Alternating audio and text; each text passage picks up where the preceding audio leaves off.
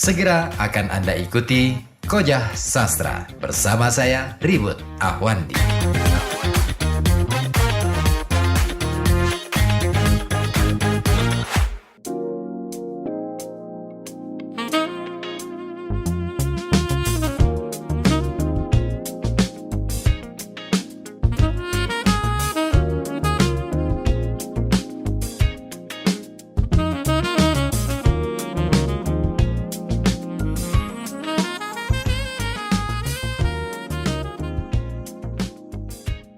Seluas apapun wawasan yang kita miliki, cakrawala pandang kita akan menjadi sia-sia apabila tidak kita temukan keindahannya. Dan dengan sastra, kita akan belajar mengenai apa itu keindahan.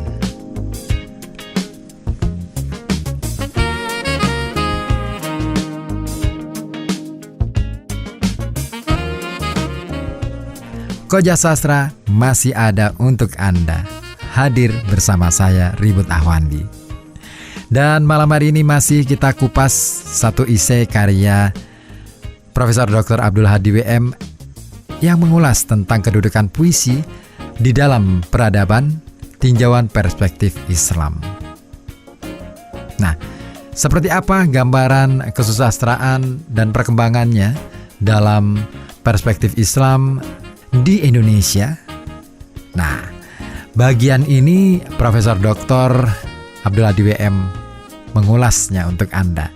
Ya, babakan yang tak kalah menarik berlaku di Indonesia atau alam Melayu Nusantara pada abad ke-16 dan 17. Sebenarnya, Islam telah masuk dan mulai berkembang di wilayah ini pada sekitar abad ke-9 dan 10, dibawa oleh para pedagang Arab dan Persia.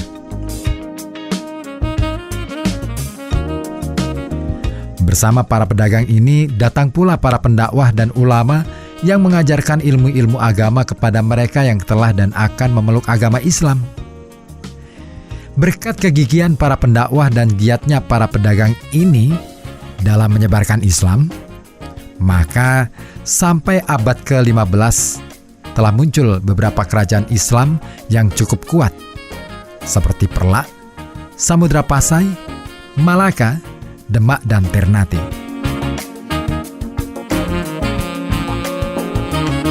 Tetapi mestilah diakui bahwa baru pada abad ke-16 dan 17, khususnya dengan wujudnya kerajaan Aceh Darussalam, Islam mengalami perkembangan yang benar-benar marak, dan sejak masa ini pula Islam tersebar luas dengan cepat ke seluruh wilayah Kepulauan Nusantara.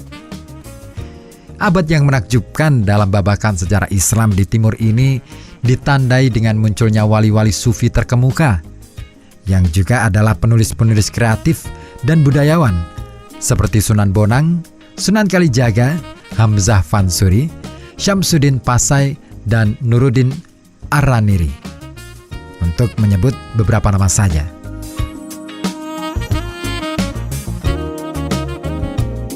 Pada masa ini, bangsa-bangsa Eropa seperti Portugis, Belanda, dan Spanyol telah pula mulai menjejakkan kaki di Asia Tenggara.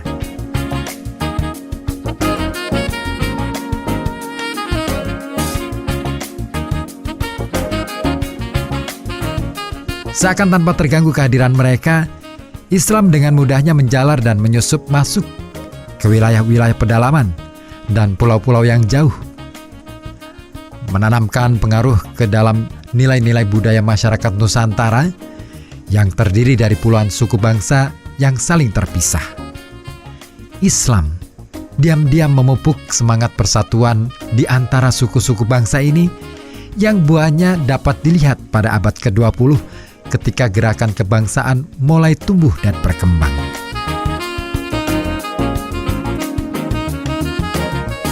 Berbeda dari corak dakwah dan pengembangan Islam sebelumnya, pada periode ini usaha-usaha awal yang ditempuh untuk mengukuhkan kedudukan dan perkembangan Islam ialah melalui proses islamisasi bahasa, kesusastraan, dan kebudayaan. Ini dilakukan secara intensif. Ulama-ulama sufi tersebut Tidak hanya berdakwah secara lisan dan mengajarkan sekadar ilmu fikih, tetapi juga merawat dan mengasah kalam, menyebarkan keahlian menulis dan mengekspresikan hikmah dalam bahasa pribumi yang telah diislamkan. Di antara bahasa-bahasa Kepulauan Nusantara yang memperoleh cahaya islamisasi pertama ialah bahasa Melayu.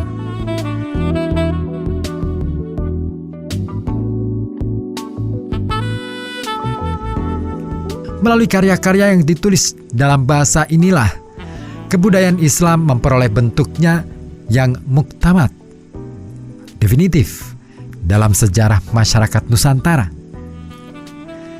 Brekinski menyatakan, yang berhasil membentuk jantung kebudayaan Melayu ialah persuratan, kesusastraan, dan kalam para sastrawan dan ulama sufi.